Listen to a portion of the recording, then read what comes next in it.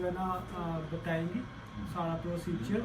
तो आपने हमें शॉर्टकट नहीं बताना, कोई बात नहीं, अगर 10-15 मिनट की भी वीडियो हो जाएगी तो ऐसा मसला नहीं है। आपने बस स्टेप बाय स्टेप हर चीज़ को एक्सप्लेन करना कि लोगों के लिए आसानी हो जाए कि वो अप्लाई करने में उनको मुश्किल ना हो। तो सबसे पहले आपने जो है ना अपना बताएं।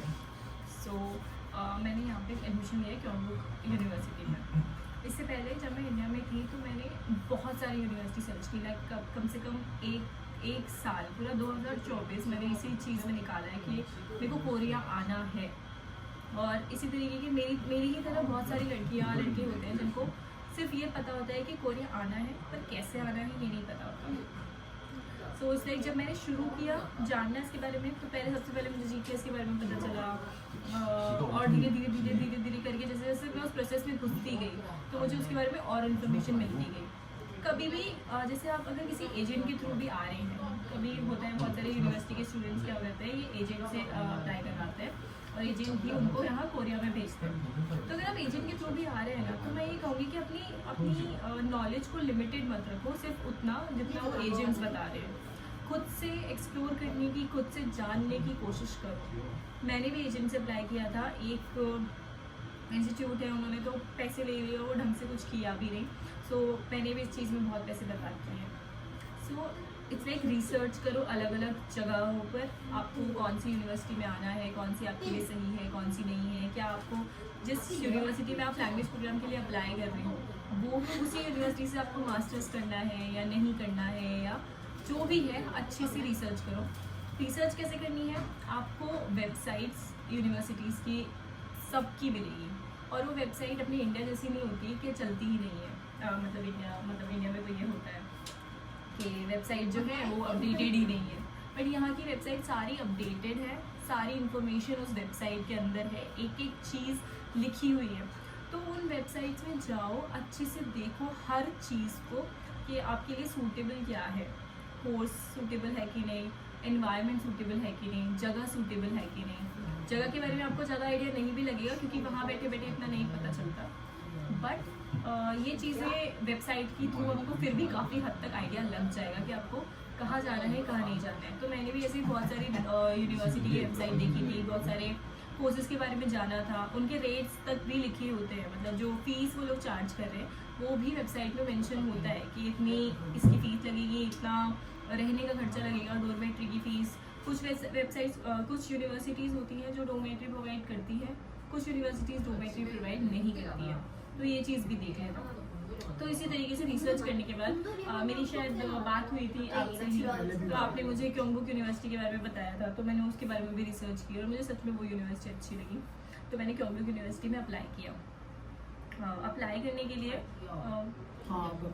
आपने जो जैसे आपने अप्लाई किया था ना, मतलब वेबसाइट से, वो वेबसाइट का आप नाम भी मेंशन करें, और उसके अलावा जैसे आपने किसी प्रोफेसर से आपने कांटेक्ट किया था या फिर मैंने खुद से ही किया था। तो आप मतलब वेबसाइट किसकी बात कर रही हो, यूनिवर्सिटी की वेबसाइट जो कि क्योंबुक यूनिवर्सिटी है,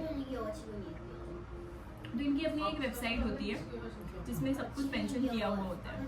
सेजोंग यूनिवर्सिटी है, सेजोंग की अपनी अलग वेबसाइट है, कोई दूसरी यूनिवर्सिटीज़ यहाँ पे कोरिया यूनिवर्सिटी है, सोल नेशनल यूनिवर्सिटी है, इनकी अपनी वेबसाइट होती है, तो उनके थ्रू आप देख सकते हो। वहाँ पे आपका मेजर भी लिखा होता है, साथ में ये भी लिखा होता है कि अगर वो लोग कुछ मार्क्स रिक्वायर कर रहे हैं, जैसे अगर मान लीजिए उनको चाहिए कि आपके 12th में इतने % आए हैं, या मास्टर्स में इतने % आए हैं, पोस्ट ग्रेजुएशन में इतने % आए हैं, तो वो लोग भी वो चीज़ भी मेंशन होती है उसके अंदर।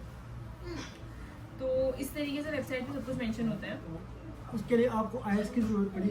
आइल्स की ज़रूरत पड़ी। आइल्स की ज़रूरत कोरियन लैंग्वेज प्रोग्राम के लिए नहीं चाहिए होती, बट अगर आपके पास आइल्स है तो वो एक प्लस पॉइंट होता है आपके करिकुलम में, मतलब वो सपोर्ट करता है कहीं ना कहीं। बट कोरियन लैंग्वेज प्रोग्राम के लिए अगर आप अप्लाई कर रहे हो तो उसमें आइल्स की इतनी रिक्वायरमेंट नहीं होती। और उसके लिए जो आपकी बेसिक क्वालिफिकेशन है वो कितनी होनी चाहिए? 12th। तो आपने 12th के बाद किया है? मैंने पोस्ट ग्रेजुएशन के बाद किया। पोस्ट ग्रेजुएशन के बाद किया, तो उसकी जो फीस थी वो कैसे सबमिट करवाई आपने? फीस तो वो लोग बाद में लेते हैं, पहले आपको अपने डॉक्यूमेंट्स भेजने होते हैं उनको उनकी वेबसाइट मेल पे। उनकी वेबसाइट में ना एक मेल आईडी वगैरह मेंशन होती है, तो उसके थ्रू आपको अप्लाई करना होता है। उस मेल आईडी में आपको मेल आईडी में भी और एक एप्लीकेशन फॉर्म होता है उनका, वो फॉर्म फिल करना होता है और उस फॉर्म को फिल करने के बाद वो फॉर्म के साथ अपने डॉक्यूमेंट अटैच करके आपको मेल आईडी पे भेजने होते हैं। तो उसके बाद आपने जब अपनी मेल की उनको, तो उनका रिस्पॉन्स कैसे आता है आपको? क्या वो तरीका कार होता है वो भी बताया? वो मेल पे आता है। तो उसमें क्या वो बोलते हैं आपको कुछ समझाए? जब मैंने अप्लाई किया तो मेल पे उन लोगों ने कुछ चीज़ें पूछी मुझसे, उन लोगों को कन्फ्यूजन रहती है तो वो लोग आपसे ही मेल पे ही क्लियर कर लेते हैं कि आपके डॉक्यूमेंट में ये चीज़ है या फिर ये चीज़ मिसिंग है या फिर ये कमी है, क्यों है, क्या है, जो भी उनको डाउट होता है वो आपसे मेल में ही क्लियर कर लेते हैं। तो ऐसे उन्होंने मुझसे भी क्वेश्चंस किए थे, लाइक बैंक अकाउंट को लेकर, फंड को लेकर, हर चीज़ को लेकर उन्होंने अपना कंफर्म किया। और उसके बाद में उन्होंने बोला कि ठीक है सर। उसके बाद में एक मेल आया मेरे पास में कि आफ्टर रिव्यूइंग योर डॉक्यूमेंट हम आपको एडमिशन दे रहे हैं और ये आपकी इनवॉइस है। तो उसके साथ में वो इनवॉइस अटैच कर देते हैं। इनवॉइस का मतलब जो आपको फीस पे करनी होती है। एक साल की कितनी फीस है? एक साल की कोरियन कोरियन वॉन हो गई 62 लाख समथिंग, 62 लाख वोन, पाकिस्तानी तकरीबन 12 लाख रुपए इतने बनते हैं। पाकिस्तानी 12 लाख बनते हैं। तो वो सबमिट करवाने के बाद फिर नेक्स्ट वो क्या था? फीस जब आपने सबमिट करवाई है, फीस करवाने के साथ ही आपको वहाँ पे ओरिजिनल डॉक्यूमेंट्स भी भेजने होते हैं। डॉक्यूमेंट्स कौन कौन से आपको जमा करवाने होते हैं? डॉक्यूमेंट्स आपके सारे जो भी आपने पढ़ाई की है वो डॉक्यूमेंट्स, आपकी पासपोर्ट की फोटोकॉपी और आपके पेरेंट्स के डॉक्यूमेंट्स और प्लस आपके बैंक स्टेटमेंट। अच्छा, पेरेंट्स के डॉक्यूमेंट्स क्या चीज़ उसमें? जैसे वोटर आईडी हो गई या आधार कार्ड हो गया, जो भी उनका लीगल, या फिर पासपोर्ट अगर बना हुआ है वो तो बेस्ट है। तो वो उसकी फोटोकॉपी आपको लगा के भेजनी होती है आगे। उसके बाद जब आपने ये सारा का प्रोसीजर हो गया, ठीक है ना, आपने असल ये जो लैंग्वेज कोर्स है अगर आप ये मुकम्मल कर लेते तो उसके आगे इसके क्या बेनिफिट्स है ये भी बताया जरा। सो बेसिकली मुझे यहाँ से करना था मास्टर्स, और मास्टर्स करने से 국악을 가는 게 아니면 홍대를 가는 게 맞는 것 같고 제가 여기서 먹고 들어갈 거면은 मुझे यहाँ पे कोरिया में आके अपनी पोस्ट ग्रेजुएशन डिग्री ले रही थी, यानी कि मास्टर डिग्री ले रही थी। बट मुझे पता चला कि जो जीकेएस है, एक ऑप्शन होता है जीकेएस, वो क्रैक करना इतना इजी नहीं, क्योंकि thousands of people are applying for it और बहुत कंपटीशन है वहाँ पे, बहुत कंपटीशन है। इट्स लाइक आपको अकेडमिकली बहुत स्ट्रांग होना पड़ेगा। सो मैं उस लाइन में नहीं लगना चाह रही थी कि मैंने एक बार अप्लाई किया, मैंने जीकेएस भी ट्राई किया है पर नहीं हुआ, क्योंकि ऑब्वियसली बहुत इंटेलिजेंट लोग जीकेएस अप्लाई करते हैं। तो यही चीज़ हुई मेरे साथ। तो फिर सेकंड ऑप्शन जो होता है वो है कोरियन लैंग्वेज प्रोग्राम, जिसके थ्रू आप यहाँ पे आ सकते हो। क्योंकि जो कोरियन यूनिवर्सिटीज़ होती हैं वो अगर आपके पास लैंग्वेज प्रोफिशिएंसी है, अगर आपको कोरियन लैंग्वेज आती है, उस बेसिस पे आपको स्कॉलरशिप्स देती हैं बहुत अच्छी। तो कितने महीने का ये प्रोसीजर था जिसमें आपका ये सारा हो गया? 오늘은 그런 컨셉으로 가고 싶어서 그런 거예요. मुझे टाइम लगा, मुझे टाइम इसलिए लगा 그런 컨셉으로 가고 싶어서 그런 거예요. 그게 먹고 싶거든요. मुझे टाइम इसलिए लगा क्योंकि मेरी यूनिवर्सिटी से तो एडमिशन आ गया था, लेकिन मेरा वीज़ा का प्रोसेस अटक रहा है। इसलिए मुझे नवंबर दिसंबर जनवरी फरवरी 4 महीने तो मुझे सिर्फ वीज़ा में ही लग गए। वीज़ा का क्या प्रोसीजर था उसका?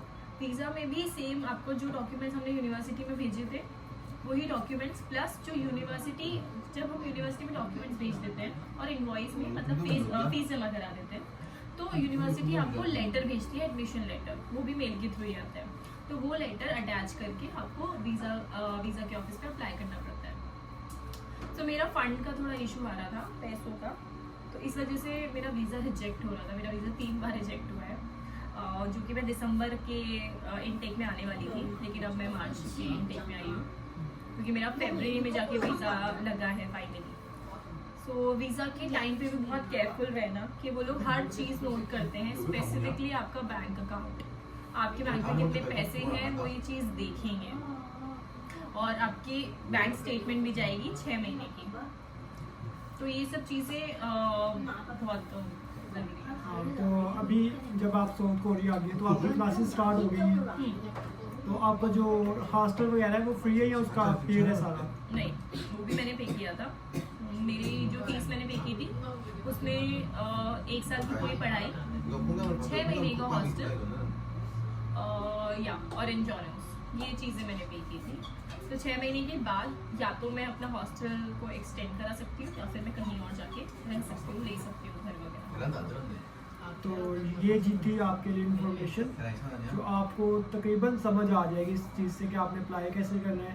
और इससे ज़्यादा आसान वर्डों में कोई भी नहीं समझा सकता, जैसे इन्होंने एक्सप्लेन कर दिया आपके साथ। तो अगर आप वाकई साउथ कोरिया में ख्वाहिशमंद है और लैंग्वेज कोर्स से आगे मास्टर डिग्री में जाना चाहते हैं तो ये बेहतरीन ऑप्शन है। हाँ, इसमें पैसे लगते हैं, ये सेल्फ पेड है, ये स्कॉलरशिप पे नहीं है, सेल्फ है इनके, क्योंकि इनके पास थे पैसे तो ये सेल्फ पे आ गई हैं। तो आप लोग भी अगर पैसे हैं तो सेल्फ पे आ सकते हैं, अदरवाइज आप JKS के थ्रू, वो कंपटीशन बहुत ज़्यादा है, JKS के थ्रू से आप जो है ना उसमें यूनिवर्सिटी में एडमिशन ले सकते हैं, लेकिन वो काफ़ी ज़्यादा जो है ना आपको उसके लिए इंटेलिजेंट भी होना पड़ेगा और मेरिट पे भी पूरा उतरना पड़ेगा। तो ये थी एक छोटी सी वीडियो आज के लिए। अगर आपको मेरी वीडियो अच्छी लगी और मज़ीद इन्फॉर्मेशन चाहिए तो आप कमेंट कीजिएगा। अल्लाह हाफिज़, बाय बाय।